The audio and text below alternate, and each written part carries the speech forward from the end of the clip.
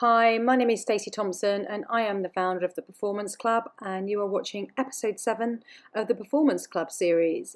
Today we're talking about resources and effective interventions.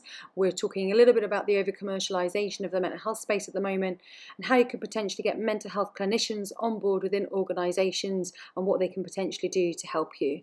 Enjoy this episode and tune in next week. Stacey, what type of resources do you think are really necessary to enable you to deliver really effective programs to individuals and to organisations? I think first of all you have to identify the right people to work with. I think there's a lot of people, like I say, it's a huge commercial space. I think there's a lot of people who want to do good, who change career direction, and within a year they're delivering training in organisations, and I think we do have to be mindful of getting the right people in and talking about the right thing, because there is a risk of getting the wrong message out there, and also people facilitating things that aren't necessarily the correct information. So I think I'd like to see more clinicians in this space. I think we do need to be focusing on education, one-to-one coaching, advocacy, also people that enable organisations to understand this better, right? Being able to pull it apart and and be able to understand that mental health is everything.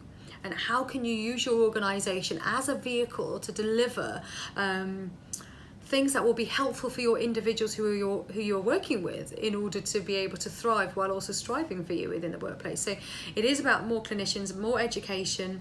If we think about, most teams will have a PA, right, or a receptionist, and they will be getting not bad of a salary, and they organise your travel. Why aren't we, for every team above 100, having a mental health nurse that are working with organisations who are able to do some of that fundamental basic work, and I think it wouldn't be that costly to organisations. We just need to think about it as, actually, this person is an umbrella to all of our different teams, whether it's someone that our leadership team can speak to, whether it's someone our talent teams can get involved in training, whether it's one person who wants to come out and tell their story, who can be able to go to that person to actually talk about how to deliver that message and do it in the most appropriate way.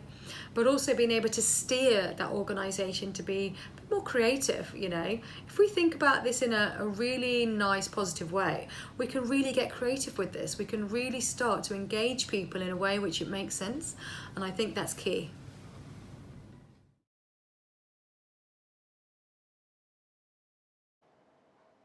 That's all for today's episode. I hope you enjoyed it. Please do tune in next week for next week's episode, and have a wonderful week.